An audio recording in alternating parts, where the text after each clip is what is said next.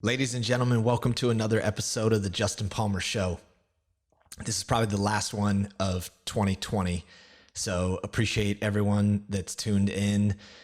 We've had an incredible reach that you could never expect, and Chris and I have just been putting these out there into the universe and letting the people that need to find them or happen to find them, and we've watched it and it's been incredible to see how it's spread. So I want to thank everyone who's listened, everyone who's been involved. And it is my pleasure to bring today's guest, Chris Williams, who's the producer of the show, on. He and I have been friends for a couple years. We met almost randomly sitting next to each other at a Tony Robbins event. And he shared his story. I shared mine. We stayed connected. And beyond that, a real brotherhood and friendship has blossomed and grown out of that. So, I feel like we all become each other's guides, and there's an opportunity, there's a time to listen, and there's a time to speak and share wisdom from your heart. And this episode was just a beautiful flow of that back and forth. And it just makes me really happy to be able to share this with the universe. So I hope you guys enjoy. I hope everyone enjoys the end of the year and the holidays and all of those things. Don't let any of the shit that happened on a societal level impact you, because everything comes from within. Peace. Happy New Year. See you in 2021. It's the Justin Palmer Show. Here we go. Woo! Woo! Long overdue. Here we are. We made it. Long overdue. We made it. From a random chance encounter sitting next to each other at a date with destiny to here we are. I think this is like, we're in the 20s on episodes, including the AJ stuff. Yes, man, we are. We made it. Yeah, which that was the objective that we set out, right? 2020 for 2020. That's right. This might be it, man. We're here. Yeah, we're here. I'm what's so going glad on? to be here, man. It's an honor. Yeah, I appreciate you taking the time. Of course, man. I thought it would be interesting because you and I have so many conversations offline to put one of the conversations online. Yeah. Let's do it. There's been so many where I wish I could go back and I'm taking notes as fast as I can, but I wish I could go back and listen back. So here we are. We'll do it. You've really inspired me, not just with your beard, which I attempted, by the way. I went a couple weeks, and the universe said, "Nah, let's leave the beard to Justin and Gandalf." So I appreciate it. This thing just grows. You really inspired me, though, man, because I read a lot. Like we've shared a love of Eckhart Tolle's book and a few of those other Michael Singer, and I feel, and maybe this is a projection, but as it comes out of my mouth, I feel like you're a little bit further down the path from me, and a lot of those guys describe an awakening experience that I don't know that I've had, or maybe I have, but I don't know that I've fully like it's lasted. Like those guys describe this experience, and I feel like you have that. Do you feel like you have that? And if you do, tell me, describe the process. That's a fucking great question. You just go for 2 hours on that. Yeah. Well, I think we all have it, and I think part of our most important mission as humans in life is to reconnect with it in a way that understands that it's always there. Right. And so I do feel I have it, but I feel that you have it too. And I feel that everybody else has it. Yeah. And I think we're born with it as human. I actually think as I've processed it more and more, I see that it exists in all of nature. You know, it exists in all of the universe. And so I think what you're describing is a feeling of separation. Right? Yeah. And I feel like I've bumped up against that feeling of separation, or I'll have like moments like I'll be, out in nature, or I'll be in something, or even A Day with Destiny. I felt like I had this like moment where I was almost like inside of myself looking out. But then I feel like I have trouble maintaining that. Do you know what I'm talking about? I do. Yeah, I do. And I definitely experienced that for years, right? Where like, you know about it, you read about it, you experience it in things, and you experience it in yourself for, moments, weeks, months, but then there always seems to be something. And I think what is critical to understand, and you really have to just absorb it on, like, everyone's path is different, right? And everyone's journey is meant to be different. And I think the ability to surrender to things is a key component of that, right? And it doesn't mean you don't have a choice. It means accepting what is and accepting to stay non-separate in that moment. Does that make sense? I think like so. Like things come up, right? You have transitions in life. Like I think many things in society train people to be separate. You're supposed to be a different person at work than you're supposed to be at home. You're supposed to be a different person as a son than you are as a father. But that's an illusion. You're the same person, and the more you can be the same person, the more you're connecting with the whole. It doesn't mean that you don't have different roles. It means that you're surrendering to those different roles, and you allow those roles to exist without any tension. You know, with just like being in the now. It's not that I think we talked about it a couple months ago, where like, it's not that I don't experience thoughts. I do experience thoughts. They have no weight. They just flow like a stream of consciousness, whether they're good or bad. I stopped labeling all of those things.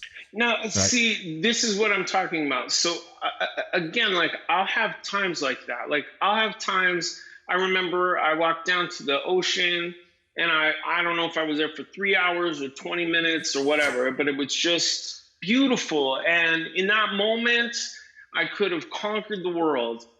And I felt so powerful and so just present and in my body, and getting in the car, and I'm driving, and somebody flips me off, and boom, that's all gone. And I'm yelling at him, and I'm going, whoa. And then I saw myself, and I was like, wait a second, like, I just had this super, so that's what I mean about, like, I have yet to be able to kind of like stay in that. How, what do, and you said you'd gone through that. Do you remember a moment where you were like, oh, now I'm just like this awakening moment, I think it's a series of moments, right? Because I think it's a journey, and it's meant to be a journey, right? And like that experience of getting angry when someone flips you off, maybe that was meant to happen on your journey, for you to experience it right after you experienced like total bliss, so that you understand the dichotomy of existence, right? That it's a choice, right? And I don't know, it was a couple of years ago, I was traveling with my wife, and I had this epiphany that like heaven and hell don't exist in some ephemeral world, right? If that's the right word. I don't know. I'm a high school dropout. Ethereal. Ethereal. Yeah, it's not some non-existent world. It's on Earth. They exist on Earth, and it's a choice, right? Yes. So I've lived in hell, right? I've experienced that in my own personal hell, right? Yeah. And so I know I needed that experience, and I've accepted that I needed that experience to understand what living in heaven in the center is, right? Yes. Because there's another area too, which is like beyond that, which is just total delusion, right? So I think I guess what I mean by it is like accepting that it's okay that you got frustrated. Yeah. You know? Yeah. And I know that's easy to process on like a thought level. But there's also an element of knowing it like in your heart, you know? Yeah. Where it's like, it's okay. Like I had a moment, I mean, it's literally been thousands of moments stacked, right? Thousands and thousands of moments since kind of opening myself up, opening up my heart, connecting with nature, being vulnerable, living in a way that's in accordance with, you know, my own existence of my truth, right? Yeah. And it's not one thing, it's everything. Yeah. Right. And everything is also just one thing. Yeah. Like everything is the same. You know, anger is the same as happiness. Yeah. It's just an emotion, right? It's just an experience. Yeah. It's, you know, it's interesting because, I mean, that's what I remember the first time I listened to the Tao Te Ching. I was driving across the country, and I bought this audio and started listening to it. And it talks a lot about that. At one point he says, "What's the difference between success and failure?" And it's like nothing. Nothing. There's no difference. It's a thing. What's the difference between? I think at one point it says like, there's no difference between hope and fear, because whether you're going up the ladder or down the ladder, you're still on a ladder, you know? Right. Which is fascinating. I think that, you know, I studied, I grew up, and my parents are pastors. So I grew up Pentecostal, and then I went to Bible college. So a lot of this stuff is filtered kind of through a lot of years of Christian training, and but it's fascinating because when you were talking about heaven and hell, in a lot of ways that is what I think people misconstrue a lot what Jesus said, but that's what Jesus was saying. He was on the planet saying, "Hey guys, kingdom of heaven's right here, right now. It is here." Yeah. Right here, and it is right now, you know, and it's interesting because I feel like in those moments, like I experienced that heaven, and then I experienced that hell, you know. So, you know, but I heard somebody else, and maybe you could speak to this. I heard somebody else recently say that a monk went to their master and said. To the whatever, and said, "How do I become enlightenment? How long will it take me to reach enlightenment?" And he's like, 5 years. And then the student said, "Okay, if I try really hard and I really work at it and I really, really push at it, how long will it take me?" And the guy said, 10 years.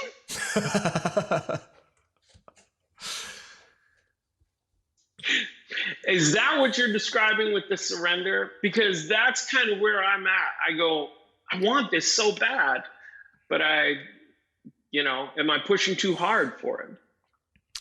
Yeah, it is what I'm describing. I've never heard that saying, but you can't go into something with resistance, right? That's like the essence of Michael Singer's writings around the surrender experiment, and which, by the way, these things have been around since humans have been able to think and put things down in terms of writing.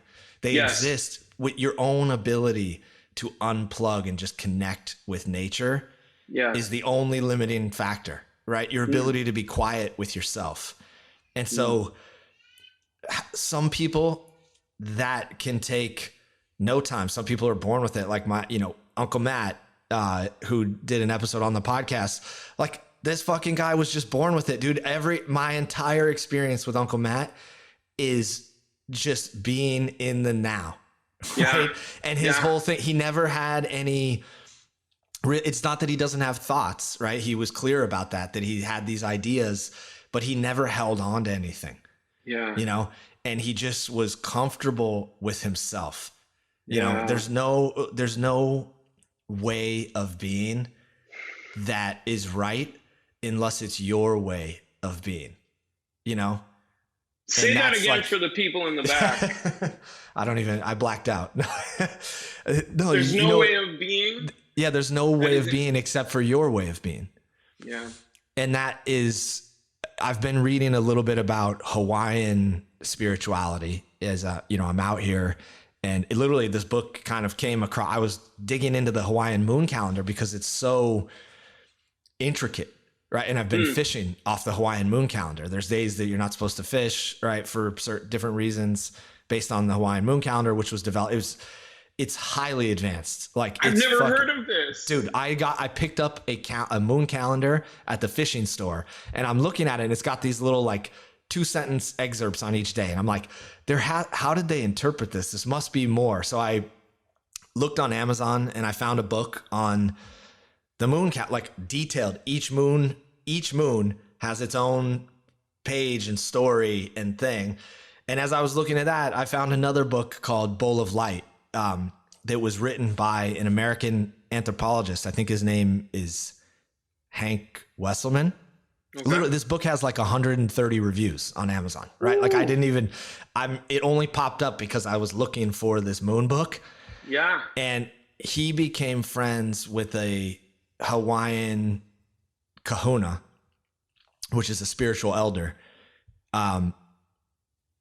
on the Big Island. He had a house there, and he was a professor. He was doing all these like anthropologic digs on all this crazy stuff, and he'd studied indigenous cultures around the world. And what he had recognized in the indigenous cultures is that they all had some system similar to the Hawaiian system, which is similar to the Tao, right? These are all the same thing, where people who just sat and observed the universe were able to use the technology that exists in the universe, and I don't mean like computers and phones, to guide their entire life system, right? Yeah.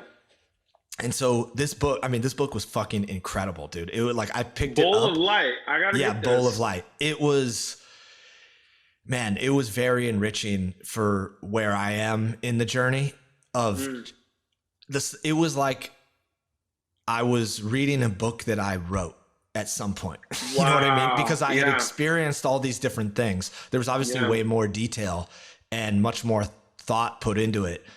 But I think just if you have a craving for that sort of thing, go into it, right? And like make that what you read about and what you listen to. And like what I've really found in the pandemic, I've like completely detached from normal Western society as much as I can. I still have a business, right? That business runs. I work on that business, at regular intervals during the week. Yeah. But my team informs me of important things that are going on, and I don't cloud my mind with things that are not relevant to my experience, right? Yeah. And I used to have the feeling of like, I need to know everything so that I can make the best decisions. Right. And you meet that with resistance. And the Hawaiians talk about different levels of your aumakua, which is like your true soul, what you were born with, right? The light of nature that you were born with. Okay. And everyone, they believe in reincarnation.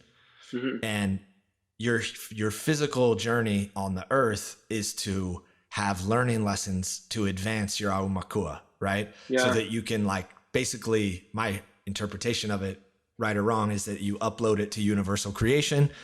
That gets downloaded into all of the collective universal intelligence. And then there's levels to it where, like, I don't remember all of them, but your experience, like some people are warriors, right? And then some people are teachers. And then as you move past teachers, you become a sage. And as you move past the sage, you become like kind of like a spiritual warrior, right? Like these different levels. And it just makes a lot of sense. But don't push me. That's right.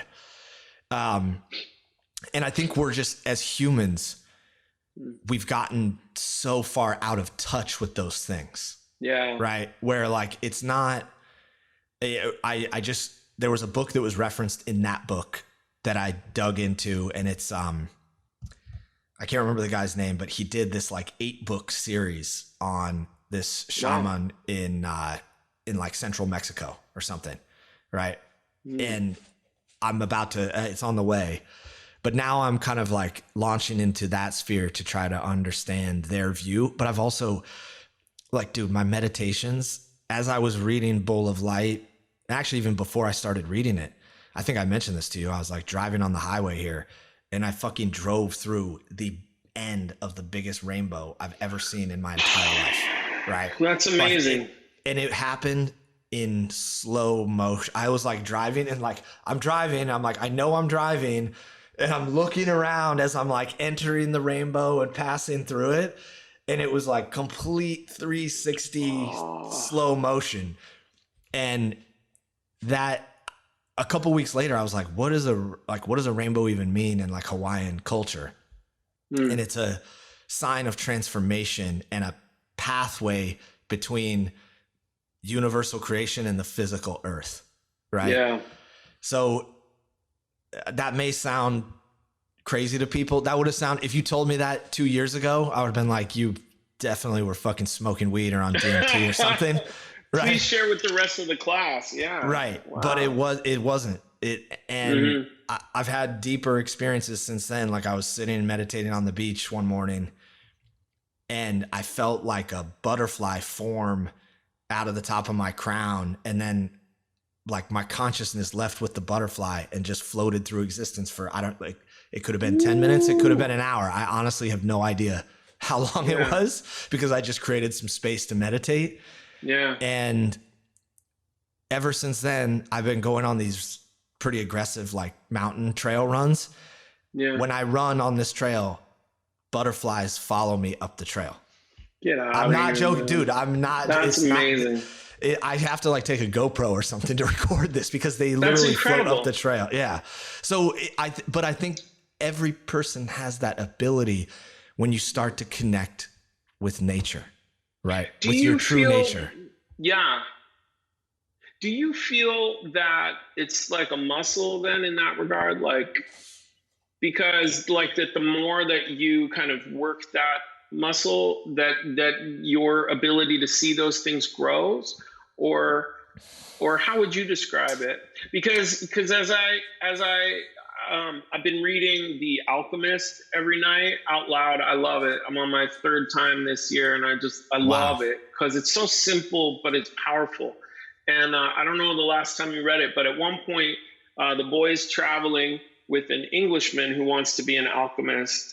And the Englishman's obsessed with his books, and the boy is obsessed with just watching and observing the desert. And there's a scene where the boy says to the Englishman says, "You need to read my books." And the boy's like, "I think you could learn everything by just sitting and observing the desert."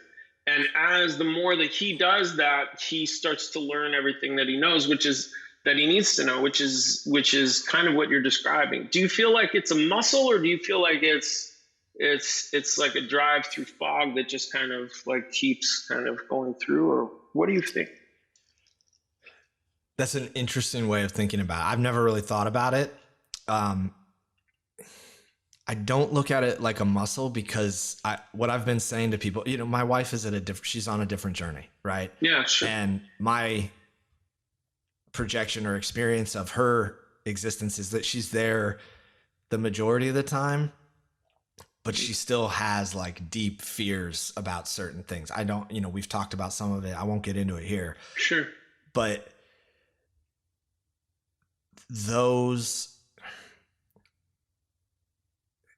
it's not something you can lose. Once you see it, you can't unsee it, right? Once you drive through a rainbow, you're forever transformed from that experience, right? Yeah. Maybe that'll be one of my books, Driving Through Rainbows. I mean, I don't know. And your sequel can be followed by butterflies. Totally. I think there's things that you can and should do to help maintain the clarity, right? Like That's meditate. what I'm wondering. Yeah, to help. But like, I want to be clear. I've spent a lot of money and time on things to help find my true self, right? Yeah. And that was my journey. I've met people other than my uncle who just naturally found that in life somehow, right? Yeah. And I think there's a lot of enterprises out there that are meant to do good, and they do help advance you, but they're also commercial enterprises. And this journey, this, whatever you want to call it, spiritual or your enlightenment journey, is not a commercial enterprise, right? Yeah. You don't need to buy anything. You don't need to read anything. You don't need to write anything. You don't even need to listen to anything, right? That's part of the reason why I want this to be free, is that if you want to listen to it, it's available, right? You just need to be present with yourself and observe, right? You'll learn everything you need to know. Now, to that point, I was thinking, I listened to, it's funny because you mentioned during the pandemic, I've gone, just like, and I go through times of being obsessed with social media because the fear, you're like, oh, if I miss 10 minutes without looking, is the world going to collapse? To I deleted Facebook off my phone. And the other day I was meditating and I thought, isn't it fascinating that, because I listened to a Joe Rogan episode with the guy from The Social Dilemma. I don't know if you've listened to that. Did you listen to that episode? Yeah. Woo. Yeah. And I saw The Social Dilemma too. I haven't finished it. That might as well have been The Shining or something. Like, I got so scared. I turned it off and slept with the lights on. And, but I've noticed that they said something interesting in that podcast. And he said the big thing that those companies are fighting for, Google, Facebook, all of them. Do you remember this? He said, they're all fighting for your attention. And it's fascinating to me how much shit is trying to get your mental attention. Especially now you've got these big companies that are like investing millions of dollars to just try to get your attention. Yeah. And it's fascinating to me that so much of it comes down to bringing that attention within and controlling your thoughts. It's fascinating to me that is, maybe this isn't a right metaphor, but it's almost a battleground where, like, for me, it feels like that. Maybe, it feels like that because, like, I deleted Facebook. And then I found a way to go back on it through my browser. So then I put a timer on the browser, and then I was doing great. And then I checked it again. And then somebody stopped me the other day and they were like, wow, you're really upset about this. So I talk to me about how you found those things. Is it a process of detachment and just letting it go? Yeah. I think the process is about asking yourself questions, right? In those moments when you recognize that, in that moment, it's an opportunity to ask yourself, what is it within me that needs this technology, or that it's not the technology that's making you feel that way. No, right? no, it's not. It's within, right? And I Mm-hmm. teach this to my kids when they're like upset at something, which is like, whose choice is it to be angry? Whose choice is it to be upset? And they know. They're like me. And I'm like, whose choice is it to be happy? Me. Yeah. Okay, then understand that you're making a choice. That's it. That's the end of the discussion. It's not like some lecture. It's that same thing every time. And some weeks that discussion happens 100 times. Some weeks it happens 1, right? Yeah. And my hope in doing that as a parent is that instead of conditioning their mind, I'm teaching them to ask themselves the questions around those emotions, right? Like, I can totally understand people feeling detached from, it's hard to go from like extreme physical social life, the way modern life is designed. Like, you go to work, you interact with your coworkers, you go to school, you interact with a bunch of people, you hang out with your friends, and then all of that is gone. Yeah. So I think naturally a lot of people have turned to the internet and social media to fill some of that social void. It's a desire to be social. Yeah. Right. No, of course. I also think, and I don't think it's a bad thing. I still use it. I use it when I feel like using it. Right. And I know there's all these people out there like, if you post every day, if you do this, that's great. That's if you have an expectation around it. Right. I don't have any expectations around what those things will provide me. It's just a way for me to share and communicate with the universe what I'm feeling and experiencing, you know? Yeah. Was there a conscious choice in your life to,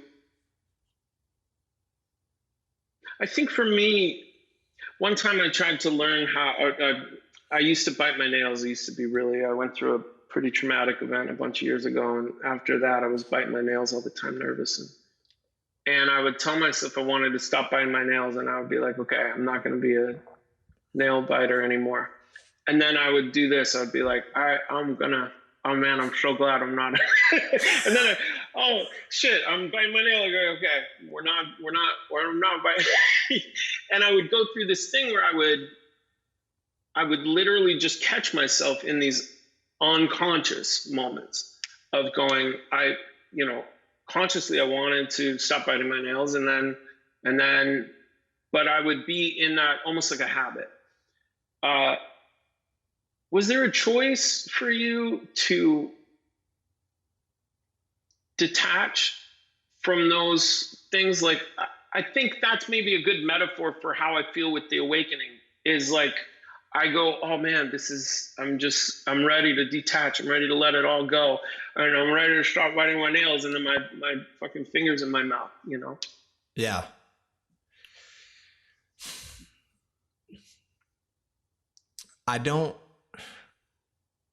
It is a choice, right? I'm trying to. Sorry if I'm asking the same No, question a bunch of times. dude. I think these are great questions. I think these are important questions for anybody to ask themselves, right? And if you're asking if there was perceived struggle along the way of detachment, yes. Yeah. Okay. Right? That's part of the journey. Yeah. If you're not struggling, it means you're not expanding in that way. Yeah. You know, it's the same thing. Like, if you want to get good at a sport, or, you know, for me, it's jujitsu. It's like, I would have these times where I just got smashed. Right. And the strange thing is, I never once felt like, oh, I'm not good enough. I always felt like, and I had some of these experiences at Renzo Gracie's in New York where I would train with the black belt. Shout out to Professor Fabio, that man. Yeah, I love that man. dude. I would train with him, and I'm like, wow, I just absorbed like black belt knowledge for this 45 minutes or this hour, right? Or this hour and a half or whatever it was, right? And that's just I think it's easy for your mind to be in the habit. Like, you're talking about a physical habit. those same habits exist in your mind where they're loops, right? You're Yeah. looping. And you have to find the formula to break that loop in your mind, Yeah. right? The only one that can break that formula is you.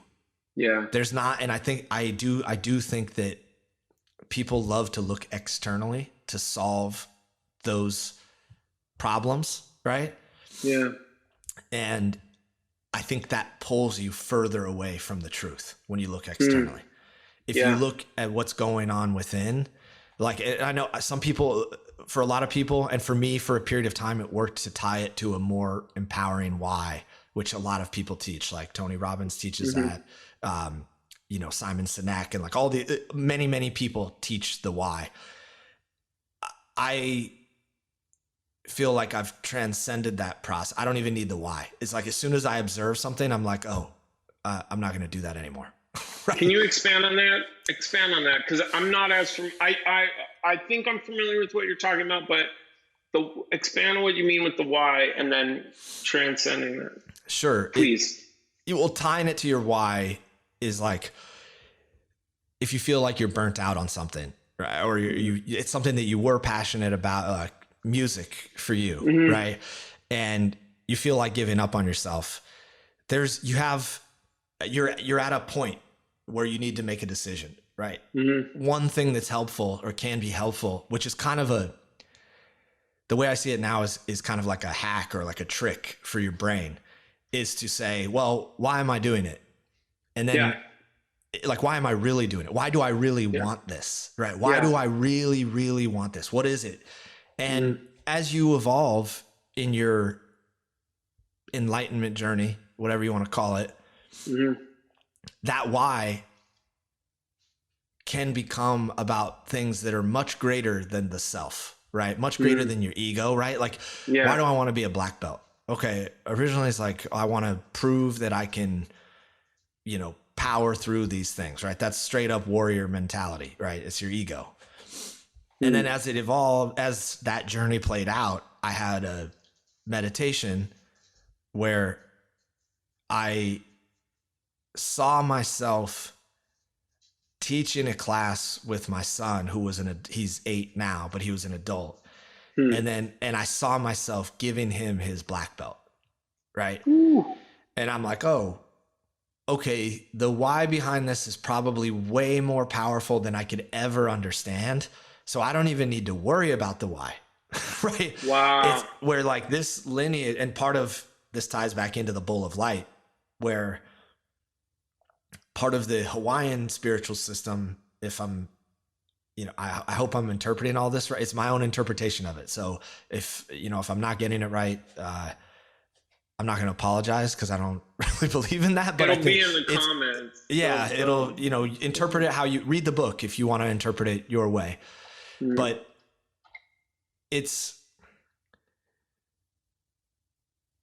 there was a part in the book where the kahuna was saying, everyone thinks that we're looking at the past and trying to create the future. But that's an illusion. We're actually living to create ancestral knowledge for the future, for what our future ancestors need, right? And he described a post-apocalyptic scenario where technology is destroyed, right? Things are back to nature. And future ancestors may need, it was in the context of certain spiritual skills or survival skills or something like that, right? And I kind of view my journey through jiu-jitsu in that form, that like something is even beyond me. There's something in the ancestral journey that is meant for me to go on this journey. Whether I ever achieve the black belt or not, it's irrelevant to me. I'm a white belt, right? Yeah. At Henzo's, they're like, perpetually be a white belt, right? In life, perpetually be a white belt, because there's always new knowledge. There's always new creation. There's always new things. If you close off to any of it, then you could be missing important things, right? Yeah. That accept that as part of your journey, right? I don't need any of that. I don't need the achievement of it. And so I've detached from achievement, and not in a way that like I'm not going to do anything, in a way that you find greater meaning, and you find that you don't need to understand the why. You can let go of the why at some point. That's been my experience. Is like I've let go of the why. Yeah. Yeah. That's beautiful. I think, that brings me back to that Michael Singer book, because, that's where he says that the surrender experiment, which I wrestled with, man. That was, I loved that book and I hated that book, because like, I mean, just being honest, I didn't hate it, but it was like, it was so interesting to me to read about somebody that was so able to just like, at one point he describes like, I don't know, I didn't need electricity at my house. And then he, those things, but I think I struggle with that letting go. And I think maybe everybody does, or a lot of people do. And I have moments where I'm like, it's okay. Like none of it matters. That part doesn't matter. And I feel like I allow things to kind of just pull me back in, just when I thought it was out. Yeah. Well, I mean, look, I can, as someone who's experienced that for most of my life, I can totally resonate with that. Yeah. Right. And like I shared with you, like the journey of me coming to peace with my father not really being present was one that, I wasn't even conscious of that there was points where I was, and I was so fucking angry. I was so angry. I couldn't understand. Right. And then I thought I moved past it. Like I made like a half truth peace with him in my 20s. Yeah. And it existed. It wasn't like I won't call it a normal father-son relationship, but a relationship existed. We would connect once or twice a year. Sometimes it was in person, and it was like, there was no judgment in those moments. Right. And then when I had my son, it's like all of that rage, and I could not understand. I was trying to make sense of like how I couldn't bear the thought of that child growing up without my input, right? Or without my love, right? Yeah. I won't say input, just like love is probably the better word. Yeah. And that brought up so much inside of me it took me years to even understand it, right? Because it was just pure anger. Yeah. Right. Yeah. Pure anger. Yeah. And that alone drove so many decisions in my life. And part of how I got over it is recognizing that was part of my journey, and accepting that was part of my journey. Right. And accepting that I now, having recognized that, have the conscious choice to make of total detachment or forgiveness, which are different things, Yeah, and they really are. I chose forgiveness, and I did that it took every ounce of courage that I have to sit down with that man and tell him, hey, I'm at peace. Right. Wow. And that, like, the situation that happened around it was so peaceful for me to experience. And by the way, this played out over like a year and a half. There were many other things that were happening in my life. And I'm so glad I didn't mean to interrupt you. I'm so glad you shared that, because that's what I'm experiencing. Like, I read these books, like even Eckhart Tolle, and he's like, one day I thought, I can't live with myself anymore. And then he's like, and then I realized I'm not me. And then, or I'm not my thoughts. And then he's like, and I spent 2 years sitting on a bench in a park. And Right. but those guys made another story that, and I didn't mean to interrupt you, but the Mike, it's not Michael Singer's wife. It's another guy. And Sage, Tony Robbins' wife, is really into this author.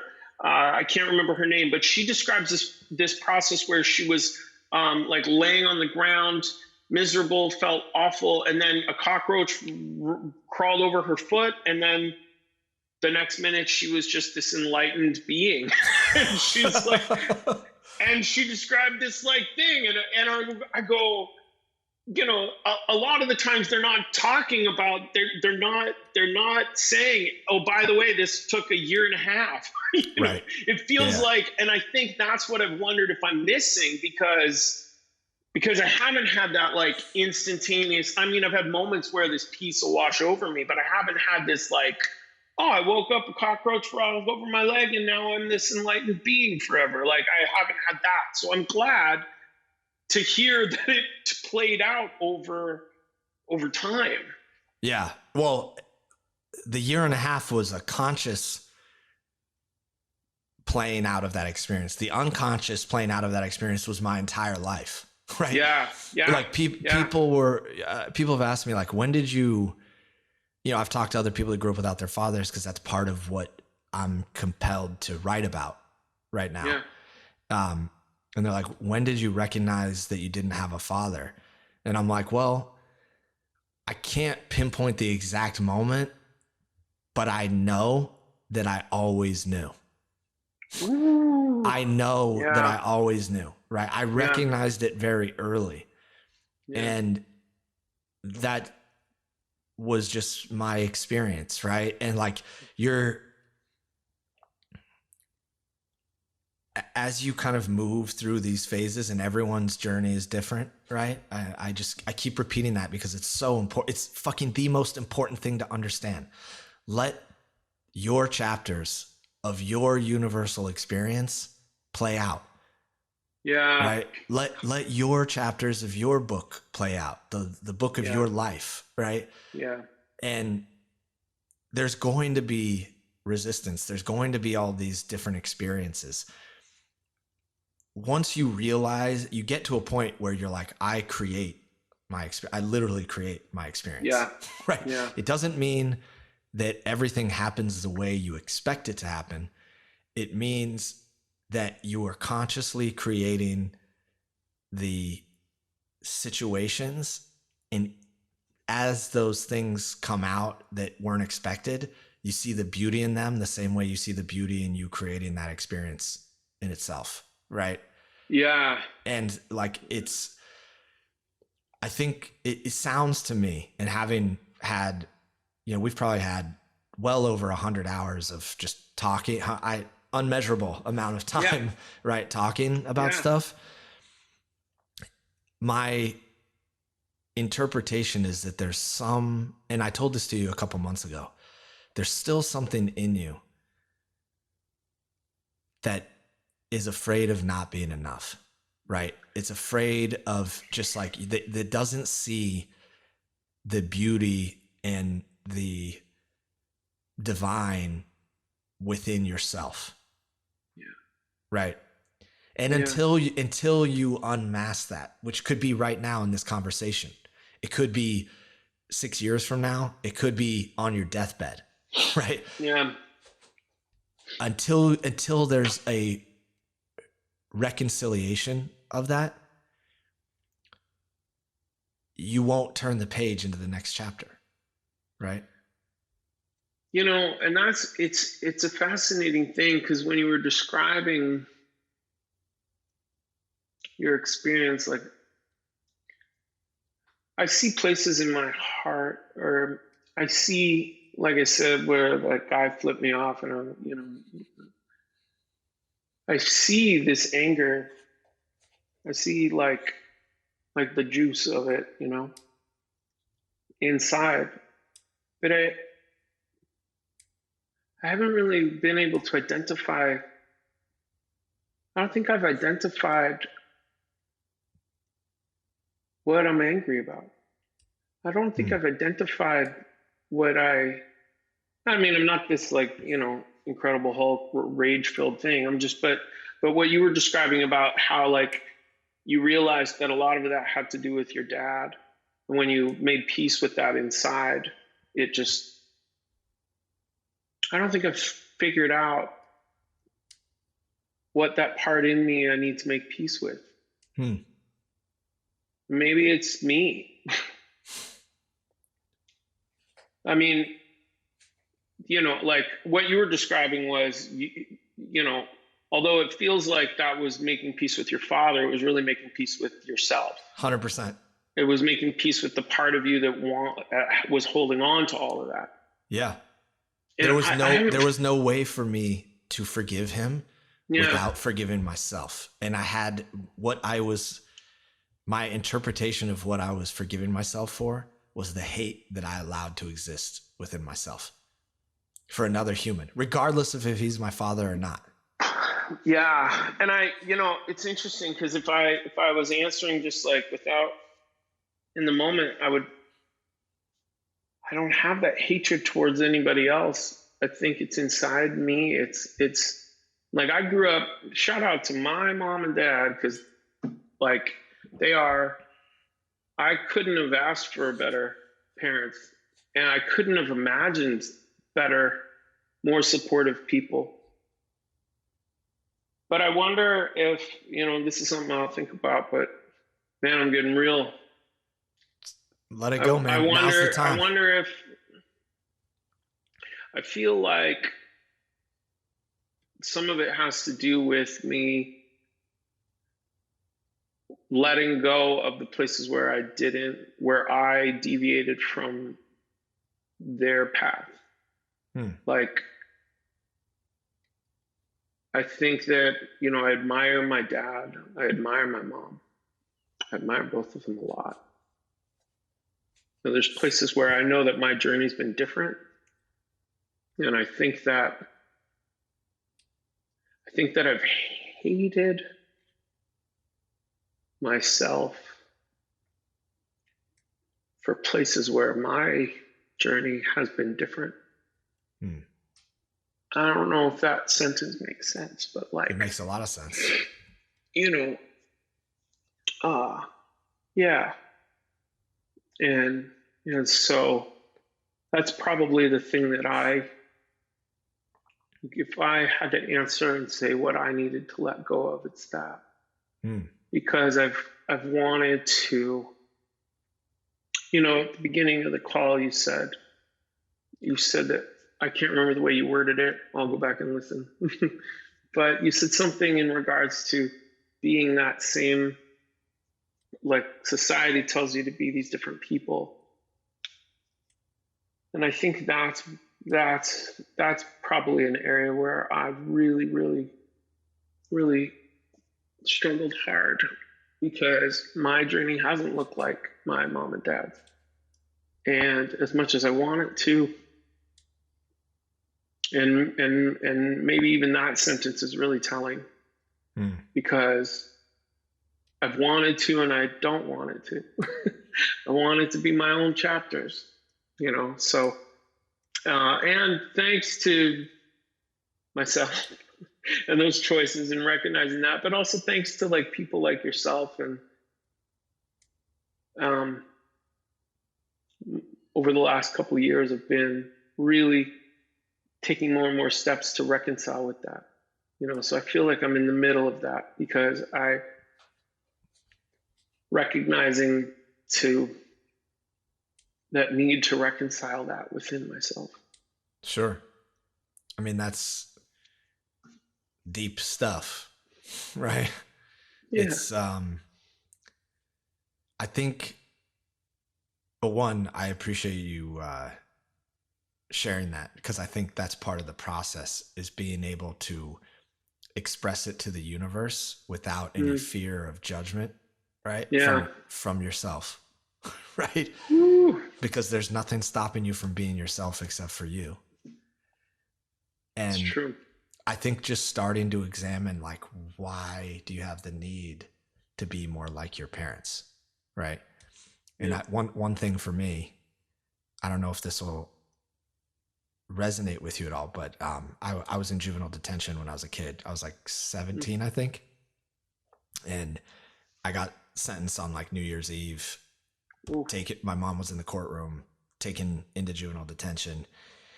And it was one of those experiences that shaped an early part of my adult life in many ways, right? Number one, it got me motivated. I was only in for 3 days, so it wasn't a long time. It felt like a fucking eternity to me. And I came out of there like, I am not going to I was not meant for that to be my existence, right? And I'll tell, like, the kids that I grew up with, 5 or 6 of the closest friends all went to federal prison as adults. Ooh. Right? That was just the crew that I grew up around, right? And they're not bad humans. It's just that is the environment. Mm-hmm. I was embarrassed by that for 20 years, right? I never talked about it. Wow. And as I've reflected in the now, there was a moment that stood out to me when I was going through, they strip you down, you know, because they have to get searched before they put you in a jumpsuit and all that stuff. Sure. And one of my very good friend's moms worked at the juvie center. And I was like, man, I fucking hope I don't see Ethel here. Right. Ooh, yeah.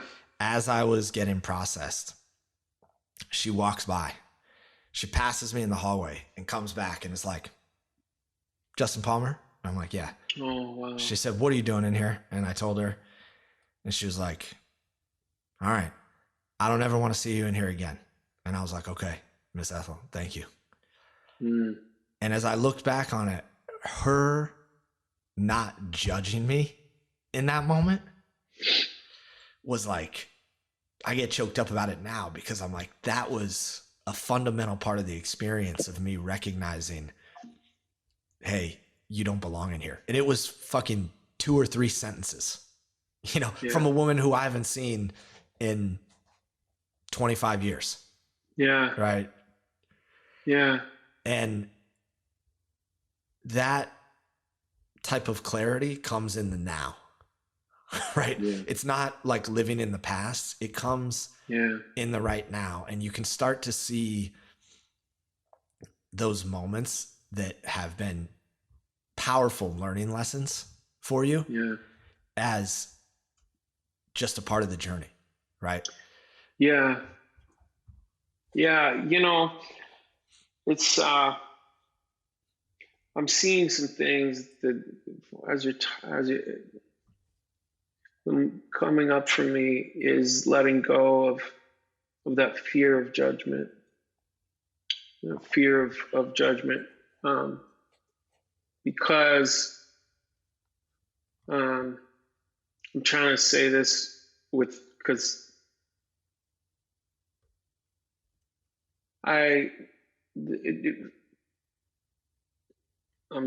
here's the fear now. Like, I don't even want to say, right? I think that what comes up for me is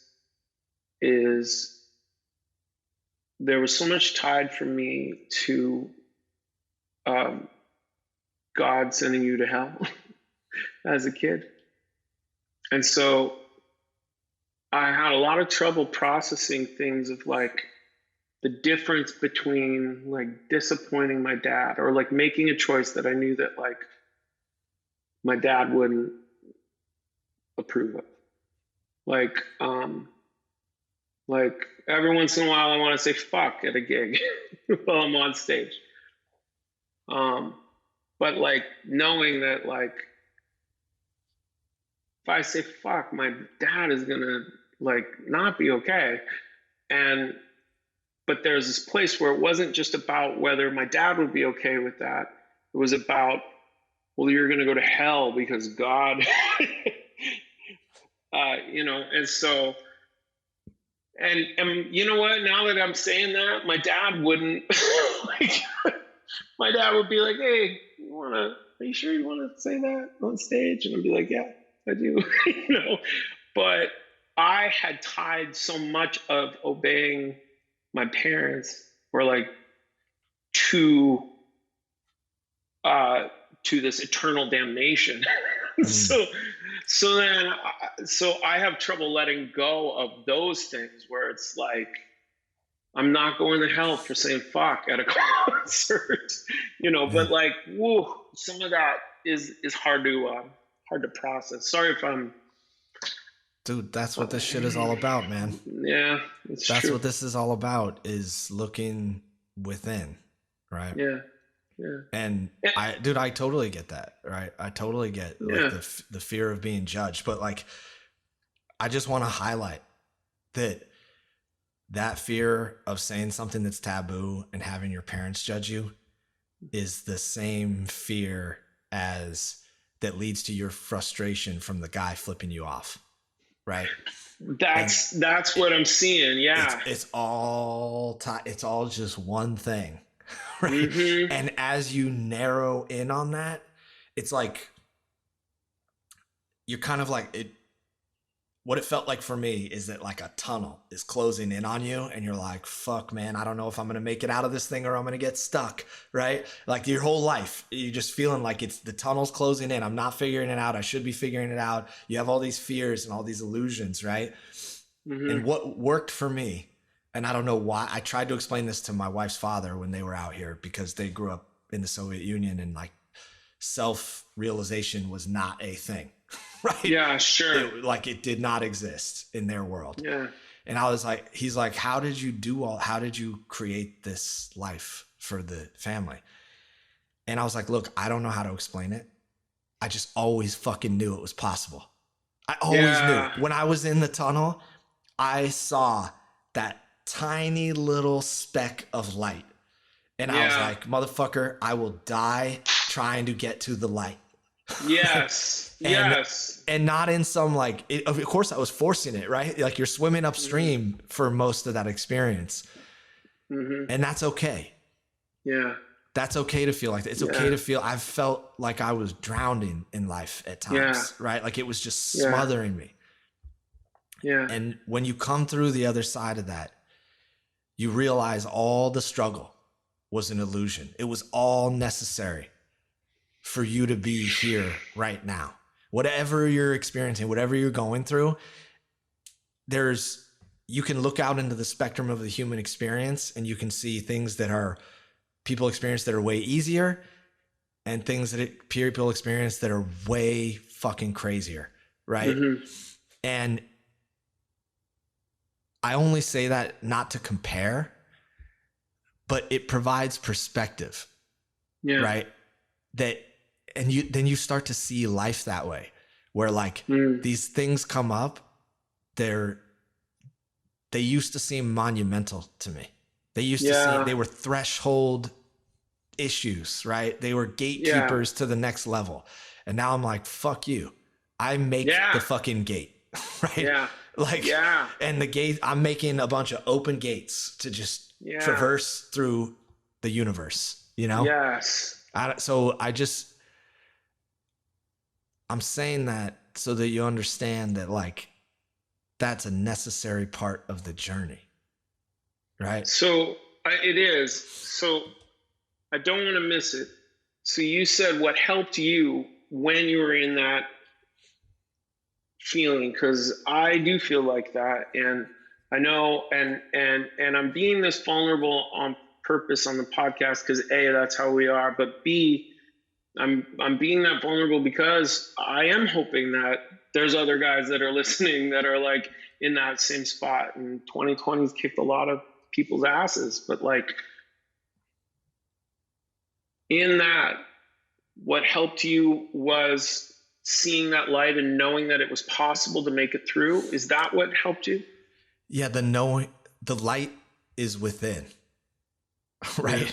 Even if you can't even see it. Right. There was many times for long periods of times where I could not see it. Yes. I was in the fucking dark.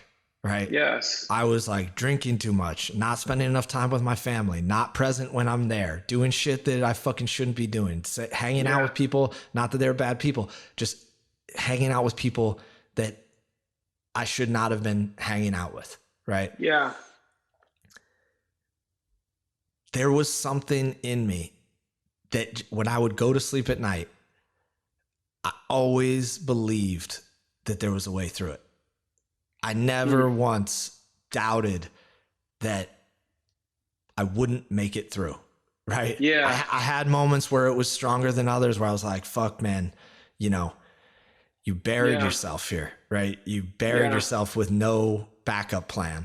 And I was like, you know what? There's only one thing to do. Start fucking digging out, right? Whew. And like, it's just, that light exists in all of us, right? Yeah. That light exists. Like and I think this ties back into the acceptance thing. We get so stuck on the shortcomings, or like the things that didn't happen, or the things that disappointed our family or other people. Dude, that is a fucking illusion. Yes. Completely created by your mind. Yeah. Right? It's a complete illusion. Yeah. And you have to, once you can start to see through that lens becomes clearer and clearer and clearer and clearer. Right. That's the part. That's it. That's it. Because I have had moments of that. Powerful fucking moments. Yeah. Where I know, like, I love that movie, The Matrix. And I don't know how familiar you are with it, but where he looks and he's like, the kid says, don't try to bend the spoon, but try to realize there's no spoon. And then he's in the elevator and he's about to shoot out the thing and he's like, okay, there's no spoon. That's the way that I feel. I feel like, you know, I remember feeling a Date with Destiny, which was 2 years ago this week, which was powerful to me. Because that's where I met you. But I remember I even wrote down that was the first time I'd ever in my life felt like I was fully present in my body. And nobody told me to even say that. That was the feeling. And I remember feeling like that movie, The Matrix, where he just like wakes up and and then he looks at those guys that were chasing him the whole time that he was running from, and he was getting guns to shoot him. And then he's just like, I don't need guns. And then he just, boom. That's what I feel like. And he just like stops him and he's like, what? This is all of it's illusion. It's all fucking bullshit. Yeah. And then when he was able to do that, he just like, you know, the guy's like, are you telling me I can dodge bullets? And he's like, you don't need to dodge bullets. Yeah. And I feel like I've experienced that, but then,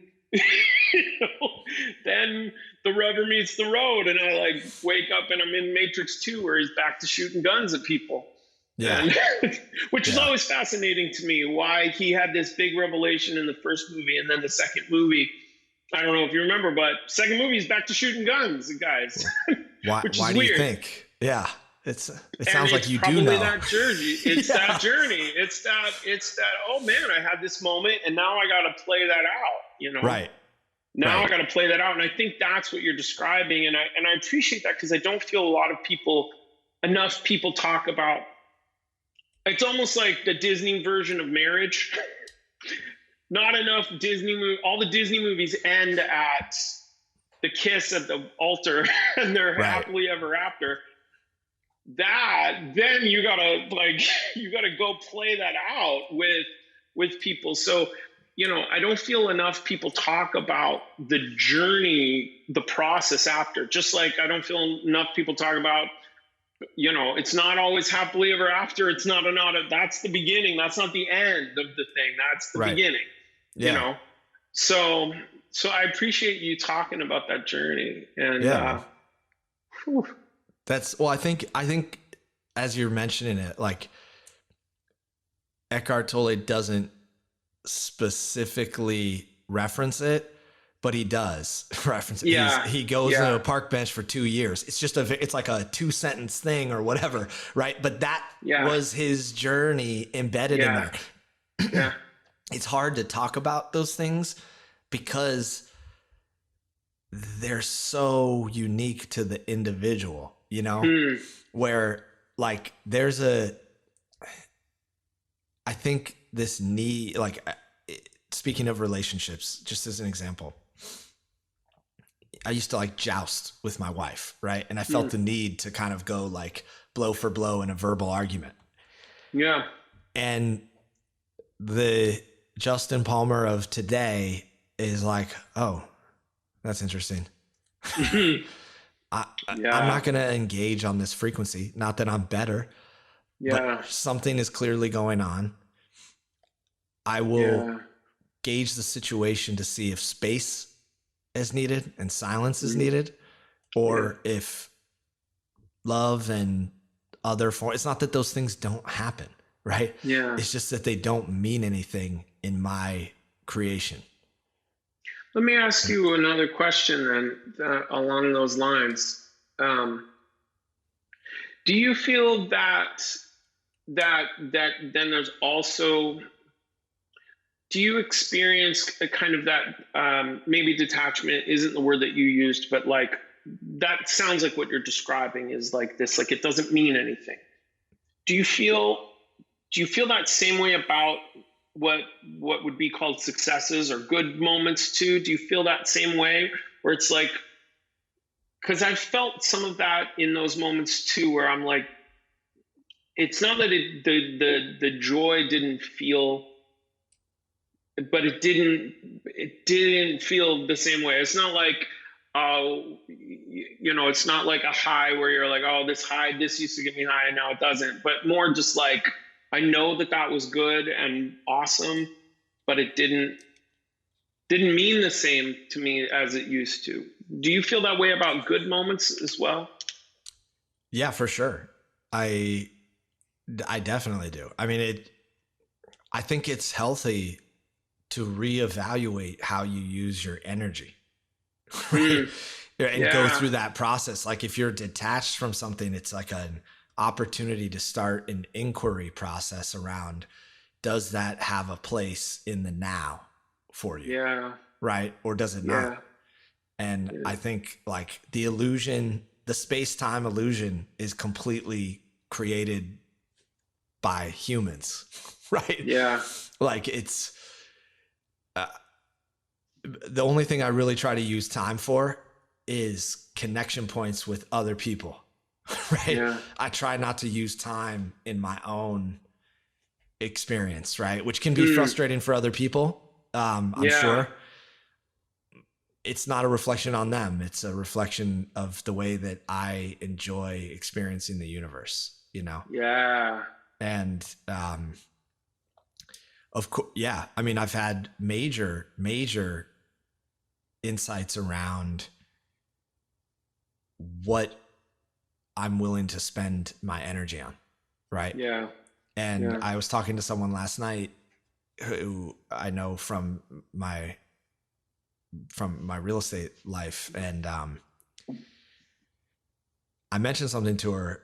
She was like, oh, what are you doing? Like, what are you guys looking to do in the future? And I was like, well, I have an extremely important job to do. And that is be present with my children, right? Yeah. And not outsource the transfer of knowledge to them in a way that allows them to go on their journey with the skills and abilities to ask the right questions, right? Yeah. And like that's just how I view the world, right? I actually think that's the most important thing that I have to do. Everything else is secondary, right? It's like being in service to my family it won't do anything for your ego, right? But it does something for the universal soul, you know? Yeah. And I think the more people that see that, the better off the world will be. It's true. Yeah, my sister used to tell me this story about, maybe this may or may not seem like it relates, but I think it does. My sister used to live in Papua New Guinea, and she was helping she would organize these feeding these kids, because the kids would live in the jungle, and she would facilitate, like, so all the kids from the surrounding villages would come, and there was several hundred of them, to my understanding, and then she would feed them a couple times a week. And she said, this always stuck with me. She said that they had to feed the kids, because they would go up to the road and they would beg for money, and people would give them money. And then the ice cream trucks would come along. The guys with the ice cream carts would come along. And these kids are 6 years old, 7 years old, and they're all homeless in these jungle, so they would see these guys, and so someone would give them money, and they'd run and they'd go spend it on ice cream right then, because they don't know it's ice cream. And she said that the kids would die of malnutrition because they spent all this, they were only eating ice cream. Like, they totally missed, or it's the same as I think that cows, I think, it's not hay, but it's one of them where it's like there's no nutritional content there. But if that's all they eat, they will fill up, and then there's nothing. And I feel like that's what you're describing is this sense of, like, you can go after all the ice cream. Like, you can do all of those things, but the thing that's the important is your contribution to your family. And I feel like it's so easy to lose sight of that. I feel like it's just so fucking easy to lose sight of that and go, I want the ice cream. But really, that stuff is just missing it. It's missing it so much. So you're such an inspiration in that regard. And so many people are, but that's so beautiful that's the number one job, man. Thanks, man. Yeah. It took a while to get there. Right. Yeah. And see that with real clarity. Yeah. Right. Yeah. Because sure. it's even, and by the way, there's books out there that I've read that are modern. I don't know the right way to phrase it. They're modern teachers of, like, masculinity. Yeah. That literally say your mission is not to serve your family. It's to make the world a better place, right? You have to find your mission. Mm-hmm. And it's very rare that the masculine energy has the mission to, like, truly just serve his family. And I was like, man, I understand that, and I humbly disagree. Right? Yeah. Because I think the entire process of transferring your ancestral knowledge to your future ancestors is the highest form of service that you can provide, right? If you took the time to create those lives, take the time to transfer that ancestral knowledge with love, right? Obviously you have to be in a place where you can do that. And I understand that it's not easy, and I understand that society is structured in a way. I see it in the education system. Yeah. Even in the best private schools in this country, you're being taught and conditioned to be a servant, right? Yep. And that is something that I'm currently consciously working on creating a different journey for my kids, right? Yeah. And it's not that they don't love school. They love it. They love seeing their friends. They love the social aspect. They love their teachers. They have incredible teachers, all great humans. Yeah. But it's like, it's stuck in an era that doesn't exist in my universe. Right. Yeah. And so that's part of my objectives are to create more time and space for them, and more experience for them with my wife and I directly, right? Like I like learned how to fish since I've been out here off the shore. And Yeah. my wife's like, how are you going to go just spend like 2 hours out there and like not catch anything? And I was like, because it's an important part of the journey. Right. Yeah. And I don't need to catch fishing. anything. Yeah. It's such a peaceful thing. Meditation. And more importantly, or as importantly, my kids see that and they're like, when I catch a fish, dude, it's like you just won the motherfucking NBA championship at my house. They're like, they go bananas. They literally go bananas. And they watch as I descale it and I gut it and fillet it and like help clean up and all that stuff. And, that's just one example. There's many examples that you can apply that to, including academically or farming. I think that to me is like showing them the circle of life in the universe, right? You can plant things and they grow. They take time. Yeah. You have to nurture them, right? Yeah. It's the same process, right? It's all the same process. You have to learn it. You have to become connected with yourself to truly master it, right? Yeah. Yeah. Man, I could talk all day about The Alchemist, but I just read the other night, man, and I can't encourage you enough for anybody that's listening. I've enjoyed reading that book out loud, in just little chunks. I highly recommend reading it to your kids at night. But he talks about that. He talks about any object, because eventually he does meet an alchemist who's trying to turn lead into gold and help all metals evolve to their purest form. And he says, how do I do that? And he's like, you can learn it from any object. You could learn it from a grain of sand. You could learn it from anything. If you start to study it, if you absorb it, if you really start to observe it, you can connect to the soul of the world through any of those things. So whether it's farming or fishing or whatever it is, you can connect to it. It's beautiful. Yeah, man. Hey, I know we're going, but I wanted to ask you totally a little bit different. Before I forget, have you seen The Queen's Gambit? Have you watched this? I don't think so. It's a Netflix mini series, but Okay. I think that you would appreciate it because I'm trying not to spoil anything, but a lot of the journey is reconciling with the relationship with her dad or her parents,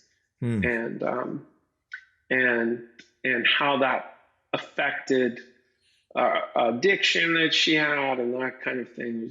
Very well done. So anyway, if you appreciate things like that, there was more than one moment where I was thinking about things that you've said where, you've said how powerful letting go and accepting those things were for you and how things opened up so much for you at once you made peace with that. And there's a similar journey in it, so you might really enjoy it. Awesome. Yeah, I'm definitely going to check that out. Yeah. Also, it's chess, and I grew up playing chess, and I love chess. So do you play chess?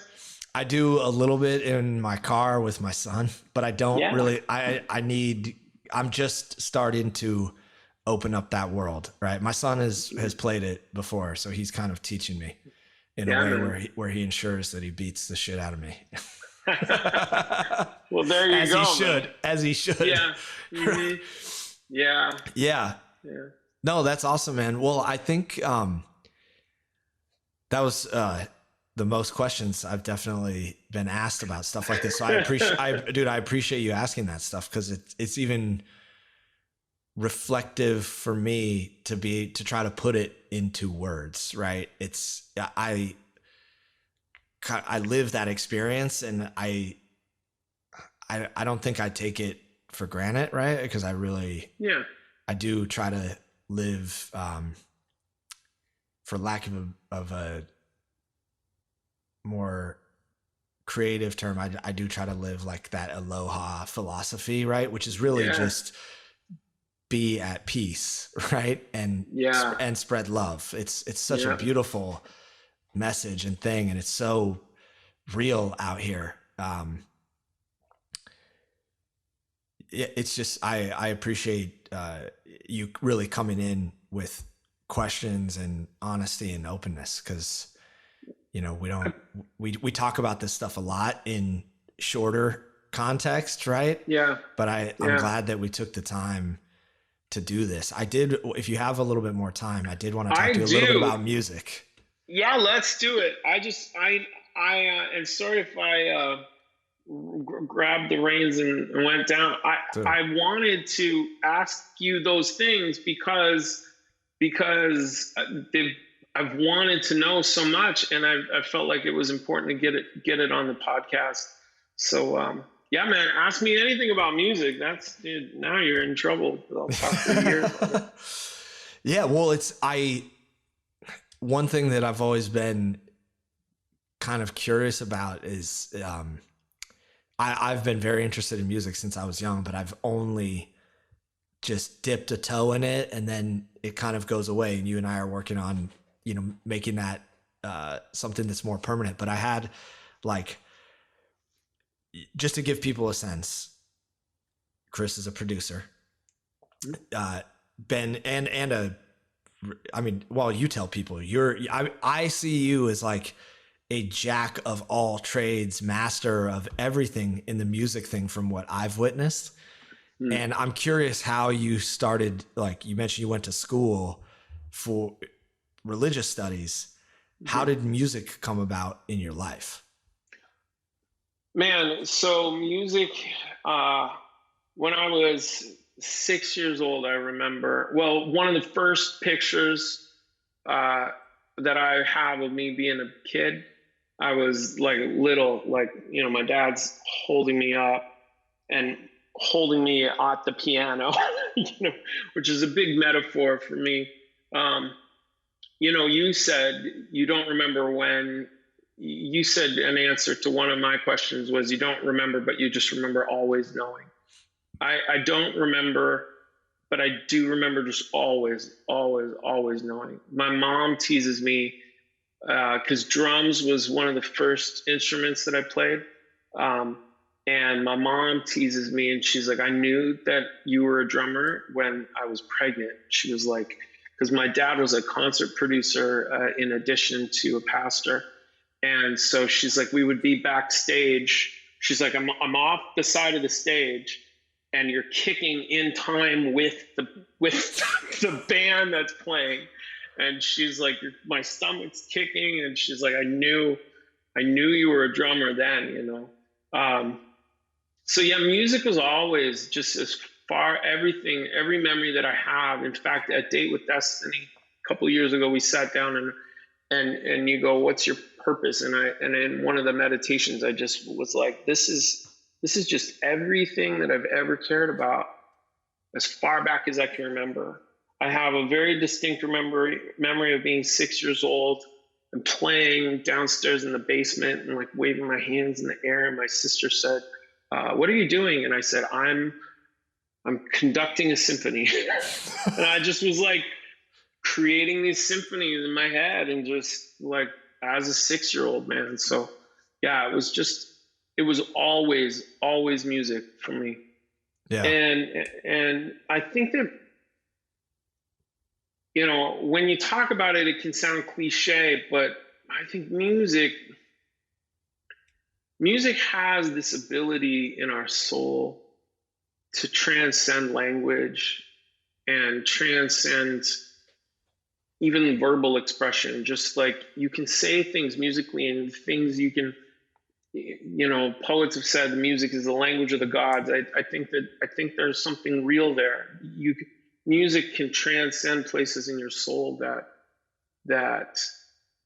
words can't, Yeah, that's beautiful, man. So what,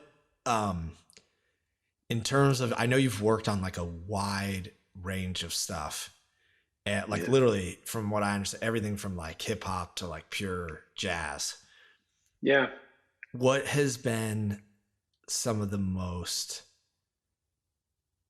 interesting and fulfilling things that you've created or worked on? Oh man, I love that question. Yeah, I was just always obsessed with all things music. And I remember reading a book by Duke Ellington where Duke Ellington hated labels, like not record labels, probably hated those too, but like music labels, you know, this judgment because our brains want to put everything into a category. Um, Jazz for me was everything. When I was a teenager, I found jazz and I found this joy of expression, this personal expression within a set structure. And and and so in jazz you have to learn the rules and then you break the rules. But you only break the rules like you have to learn the rules first so that you know what rules you're breaking. And if you don't, then it doesn't come out the same. So so I love that. As far as things that have been the most fulfilling, when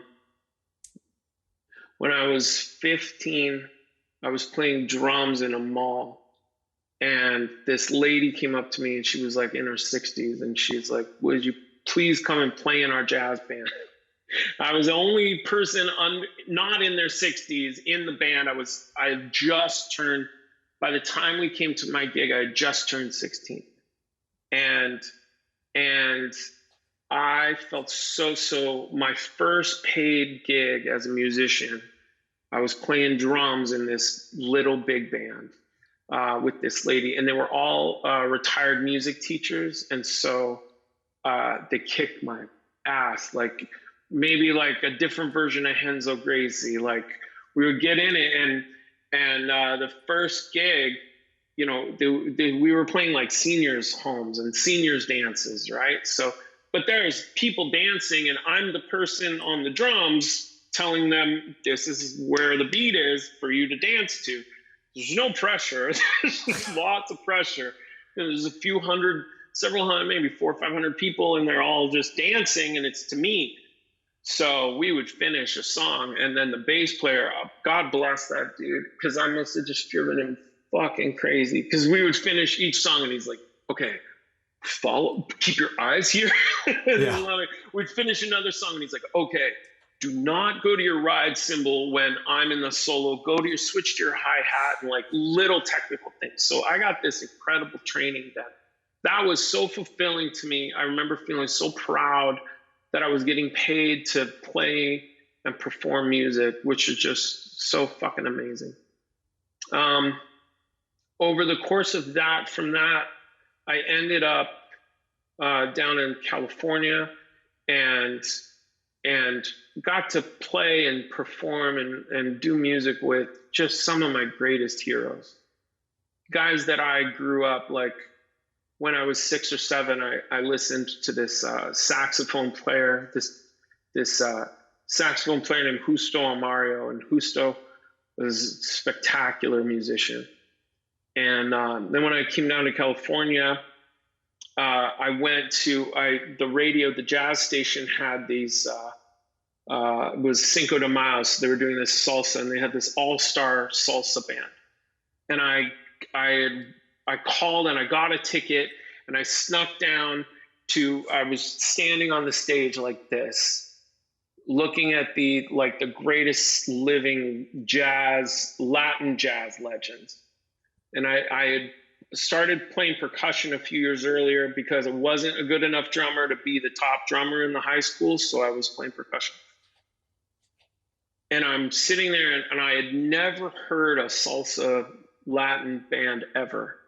And there's 20 guys on stage. And then they come out, and somebody counts off.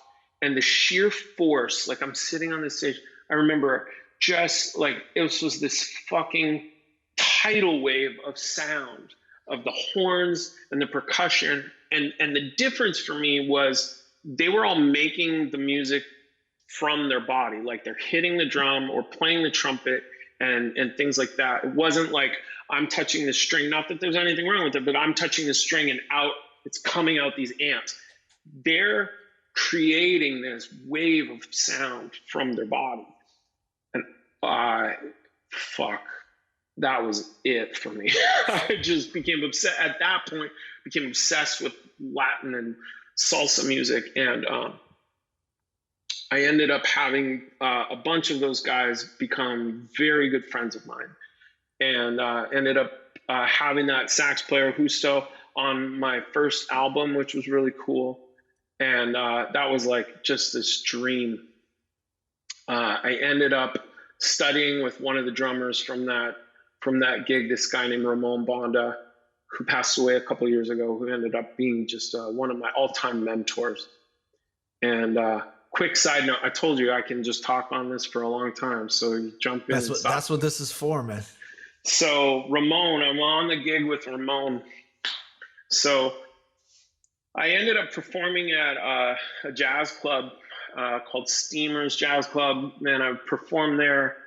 That was another memory I'll come back to if you want. But I ended up playing in a Latin jazz group with this guy, Ramon Bonda. And you can look him up. NPR voted him one of the 5 best timbale players in the world, in history. Wow. And I'm on this gig, and he's playing drum kit, and I'm playing congas. And it goes to his drum solo, and I happen to have been on the cowbell at the time, which one of my mentors used to tell me, with great cowbell comes great responsibility. Cowbell feels like, I could hit that shit, come on. Ooh. You have to be so precise because the sound is just real small, so it has to be right there. So I would practice for hours with the metronome, just locking in this cowbell. And so comes over to Ramon's solo. Again, I'm sitting on the stage, packed jazz club, and I'm on the cowbell. And it's his solo, and I realized I'm supposed to keep time while he's soloing. And I was like, no, thanks. So I set the cowbell down because I was like, I'll just let him.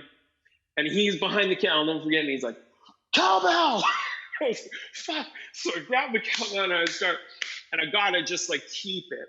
Well, then, I mean, he's literally one of the best in the world. So he's going all over the place, and I am really, really struggling. And it might sound so stupid to be like, I've got to keep time, but he is intentionally fucking with the time. And so I got to keep it. This dude solos for like 15 solid minutes, and 15 minutes of just doing this, like, got to lock it in. And you actually like feel it more in your body than you do like consciously, right? In fact, those guys say that those rhythms become a meditation in and of themselves. So he finishes the drum solo, and he gives me this like, yes, you nailed it, which was like Hanzo Gracie telling you like you did something. I was oh fuck, amazing. I looked down, and I've broken my thumb because on a couple of the hits I had smacked this beater against my thumb instead of the cowbell, and I didn't even notice. Wow. So that's another moment that I love. From there, later I became obsessed with classical music, and I wanted to learn classical music, so I started studying Bach, and I wrote an album based on Pride and Prejudice. I took like 2 years, and I really jumped into learning how to write for cello. So I started arranging the strings on this album, and so another moment that was beautiful. I'll tell you 2 more, if that's okay. Yeah. I spent 2 years playing this melody on the piano that I knew I wanted to have the cello and violin open, and but for some reason I should have just hired a cellist to play it for me, but I never did. So we ended up booking a hall, and I was going to debuted this whole album of songs, and had this huge band, and sold out. And we go to rehearsal, and I did have a cellist because I had strings. The cellist comes, and I had sent her the music Her name is Taylor Harb at the time. She just got married, but beautiful, amazing cellist. And she shows up, and I'd send her the music in advance. I don't even think about it. We're doing sound check, and she just starts playing this melody, and I just start weeping openly because I had spent so long hearing it in my mind played on the cello, and then just to just hear finally somebody just playing it, I still get goosebumps. Wow. Powerful moment.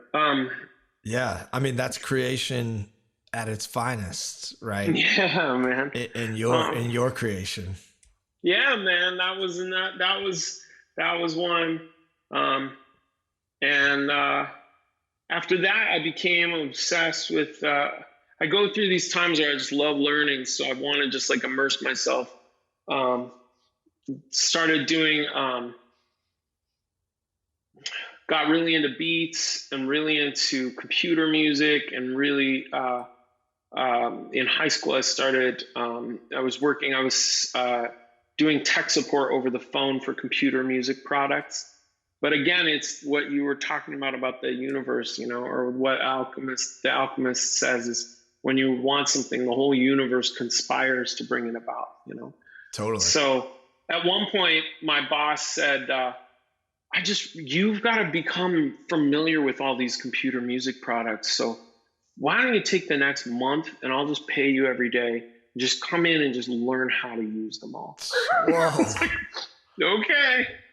So that's where I ended up just like learning and loving how to make stuff on the computer. And then, so one other, it's not precisely a music moment, but it was a big, big moment in my life. There was a lady who was a reporter, and there was a crime that she had been investigating for a couple of years. And I knew her, and she called me they sent me a text one day, and she was like, I'm going to lose my home at the end of the month. I've been renting and I can't stay here anymore. And I said, you should do a podcast.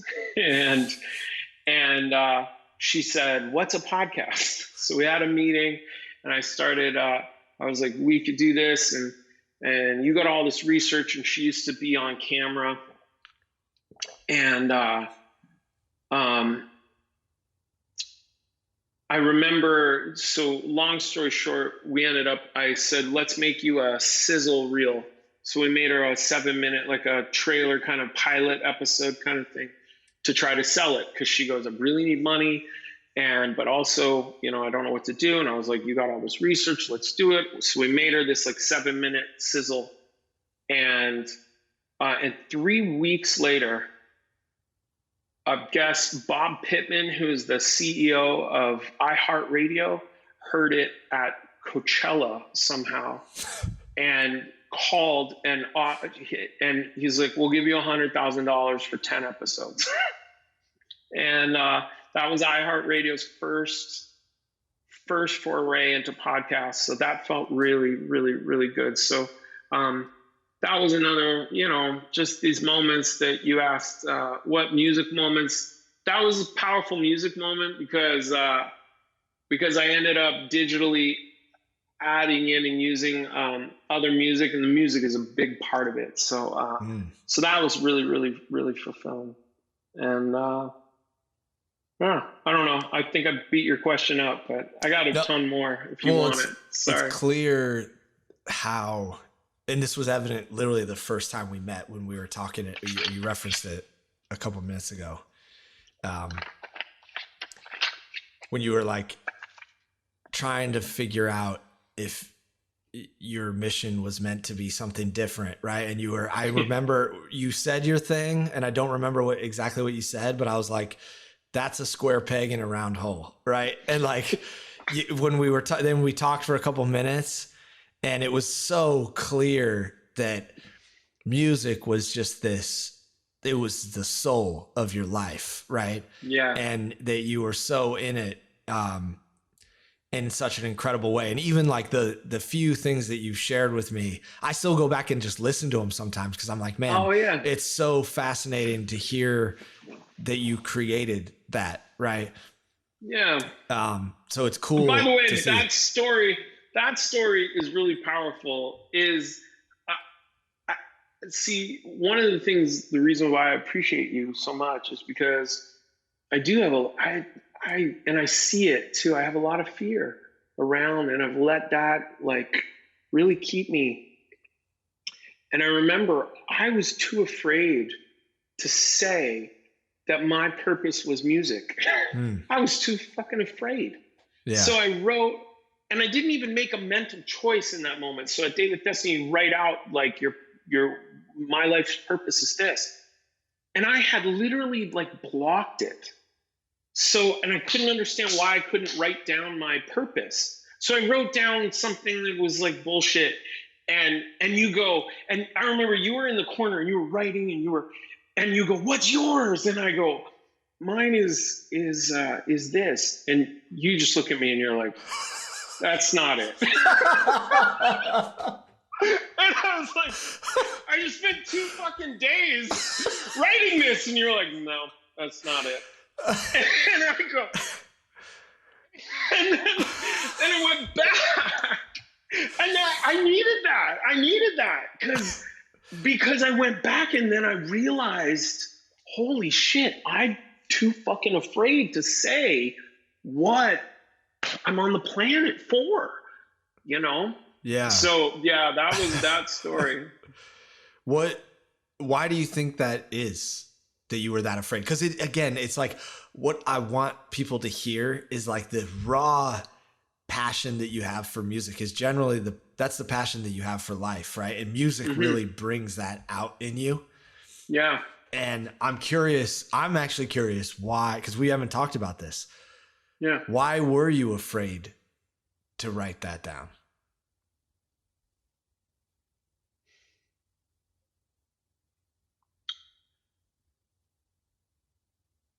I was afraid to write that down because for all of the incredible moments, man, I could tell you of sharing the stage and moments where for all of those moments, I have struggled so hard financially. And I was dating someone at the time who I realized later was trying to help. But when we broke up, she looked at me and she said, no one's ever going to want to marry a broke jazz singer. And I was so worried that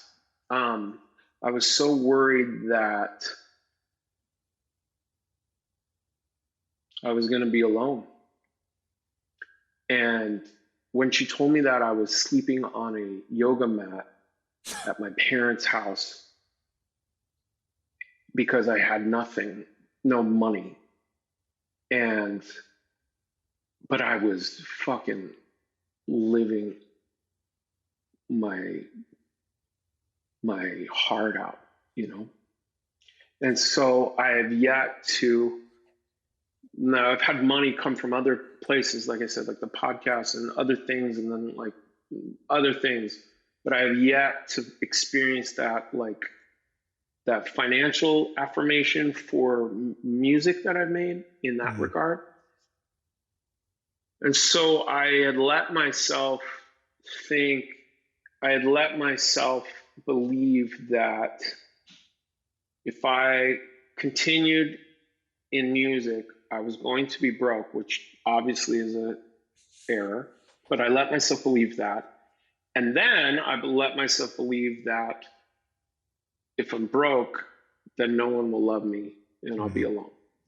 So that was why. Wow. And, but now I've looked and I think that there's places where I've let fear or disappointment or whatever keep me from pursuing, right? Mm-hmm. So like there's places where I haven't kept my foot on the gas the whole time with that inner knowledge that like, wait, I don't give a fuck what the bank account says. I'm plowing forward and I'm going to keep making this music, you know? Mm-hmm. So I don't know where to go after that, but that's that answer. Well, it's such an interesting thing because I think anyone who's in the creative space has run into that at some point. Yeah. Right. And there's like infinite number of paths that you can take from there. Right. Yeah. A common one is like give up on the passion and get real. Right. Yeah. Which I feel like is it's a distraction. Right. Yeah. Mm-hmm. And I'm curious if you still feel that way or if you feel like you've kind of evolved in that, or has it been something that's just like coming around as a big loop, or, you know, what is think it? I think that I still wrestle with that. The places where I've seen financial success have not come from those things. And that has been something that I have yet to accept. And so I would probably say I'm still in the middle of that because I love, obviously it's music all the way, but I still get caught up in that. And I need to evolve past that. So I'm still in it. Still in it. I think that I am past that place of worrying about like, I'm past those couple of fears. I don't believe that I'll be broke if I do music. And I don't believe that no one will love me. I know that for sure. But as far as I think that there's places in me when I go, I'm going, because like there's so much fucking music in me, and I've got so many albums. Like, don't get me started on the next albums because I got so many. But over the last year, I would say, as I've sat down to go, okay, which one are you going to start on today? I go, well, how are we going to eat? Okay, well, let's put that aside. And so that's kind of something that I still, when I'm honest with myself, I still struggle with. And I think like on a deeper level, because on a conscious level, I know that those fears are not, but I still, if I'm being real, I still struggle with that sometimes. Sure. I did. It's even the recognition of it is like part of the process of moving past it, Yeah. And it's not, I think money, it's such a weird thing. Like I've had some deep meditations about money where I'm like, if you described money as what it actually is without someone knowing what it was, it's kind of crazy, right? When you're like, hey, this thing that people print, it's a piece of paper, right? And you get it for doing things that other people need. It's like, you're like, wait a second. Wait, you lost me at it's a piece of paper that then people start exchanging, exactly. Right? Where you're like, it doesn't make sense, or with Bitcoin and it's like, wait, now that's okay. So wait a second, you guys just said that that's worth that now? And right. They're like, yeah, that's what we did with cash. So that's what we're doing with Bitcoin. Which is true, and I'm not, I'm not an advocate to be financially irresponsible. Right? No, of course not. Of course not. However, I think when you're truly tapping into creation in your form, it's music. if you can find a way to let go of some of that and just have the belief that whatever you need will be provided, right, through your Yeah. creative forces, Yeah. which I know, trust me, it's easy to look back and say, that's all, you just need to see it this way. Right. Yeah. I've been in that scarcity mode Mm-hmm. for most of my life, and Yeah. coming out of the other side of it, it's like, it's just, I couldn't, if there was any human that I personally know to encourage to pursue their passions, it's you. Right? Thanks, man. It really, because it's so pure and so raw. Like you just fucking, even the conversations that we have about music are inspiring, right? We share songs back and forth. Like I hear music and I think of you, right? Yeah, man. Like different creations and different things. And I'm like, wow, I know he would appreciate this. Right. And like that, when we synced up a couple weeks ago, and then I went for a run and I was listening to Kanye's Blue, I don't know the name of it. The one that's the blue disc. Jesus is King, I think. Yeah. And I texted you, I think it was like On God, and you were like, I'm listening to that right now. And I was like, of course you would be, right? I literally was listening to that song, that album all day. Yeah. You know? It's that's where we're right there. It's so amazing. And I think, I'll tell you, I think maybe we should end it on this, because this is kind of a crazy story. When my wife, I sent my wife to Date with Destiny after I had done it. And she came back and she didn't want to go back to her job. Right. And we'd created enough, but her like health insurance was critical for us because I didn't have to pay for it in my own company for myself. Yeah, sure. She worked at a big company. Yeah. And it basically provided like grocery money for us. Right. And like it paid the nanny and the grocery money. It was very helpful for our way of life. Of course. And she came back and she was like, I want to quit. And I was like, totally. Like, absolutely. I'll take on the financial commitments of our family, like full on. Right. And I didn't even know, I had no idea how I was going to fill that gap at the point, which was not, it was like a low 6-figure gap. Right. Yeah. You know, it's like not something that you just snap your fingers and it shows up. Yeah. And I remember a couple months later, it's like school tuition's due, you know, I'm getting tight on my own personal cash position. And I was in my office on like a Friday afternoon, and there's this stack of mail that I hadn't gone through. And so I'm going through, I'm like, garbage, you know, spam, blah, blah. And I finally, I'm starting to stress about money as I'm going through this stuff. I'm kind of like, okay, I need to get organized. Right. Yeah. And as I'm filtering through the pile, there's a piece of mail from the IRS. And I'm like, oh, fuck, you know, what's this? Yeah. And because of the commercial real estate stuff, I have not complex taxes, but not simple either. Right. Yeah, sure. So I'm like, oh, fuck, man.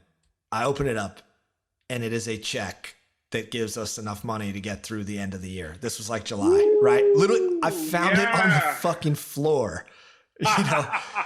And I was like, that in that moment, I was like, dude, surrender this shit. Like make it work for you. You know what I mean? Which is just like everything in life is like, use the things as tools. Don't let the tools use you. And that's, you know, I love that story. And I've got a couple of stories like that in the same way. And you know, it's that thing where I brush up against it, or in the past I've brushed up against it, and then I lose that feeling. But, you know, that's so beautiful and that's so inspiring to me, because it really is true. You know, it's a different version of the thing that Jesus said, where you say, seek first the kingdom of God, and all those things, everything else will be added to you. You know, Jesus said, don't worry. He's like, people worry about what to wear. Don't worry about any of that. Don't worry about that. Tomorrow's got enough trouble of its own. Seek first the kingdom of God, and everything else will be added. And in a lot of regards, I believe that's that kingdom of God is right here, right now. So, Yeah. I appreciate the encouragement on it because that's where I'm at. So you nailed it, bro. Well, I feel like as I reflect on like who I've kind of become closest with, I'm like, we're all, if this is a simulation, you're like my creative soul brother, right? And like I have, AJ is like the Indian version of that. Like we all have these ways of guiding each other. And I cannot express how thankful I am for the time and energy that you put into the show. For anybody who's listening and likes it, Chris is the not only 50% of the creative force, but he is the magician behind the scenes that saves episodes when the fucking bearded non-technical Justin just records with too many inputs or whatever. And just like really, I appreciate all your input. I appreciate all your time. More importantly, I appreciate the true friendship that we have. Yeah, I love you like my own flesh and blood brother, man. And likewise, I am so grateful for you. It was just recently Thanksgiving, and man, one of the first things out of my mouth on Thanksgiving was how grateful I am for you and your friendship in my life. So, I appreciate it, man. Let's do this more often too, dude. For sure, I love this. I feel like this kind of became a thing. Yeah, man. It really did. I really enjoyed it. I hope everybody else enjoys it, and on to the next. Let's do it, man. All right. Let's do it. Thank you again. All right. Later, brother.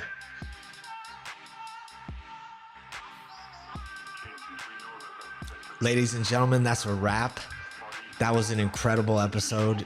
Chris he does what he does, right? Which is play from the heart, speak from the heart, live from the heart. And we got into it on this one. It's, we have these deep conversations together, and I knew that this would be a special one, recording it. And so I hope you guys enjoyed. I want to thank Chris for everything he's done in producing the show, but more importantly, just being a great friend. And I hope you guys learned something from his story or his questions. He came armed with a lot of questions, and it was an amazing way to reflect for me, and also interact with him in that way. So again, last show of the year. Hope everybody enjoyed. Hope everybody's enjoying it. If you are enjoying it, give us a shout out by, just rating us on iTunes or Spotify or whatever you're watching, listening, and, share it with a friend. Thank you guys. Spread aloha every day.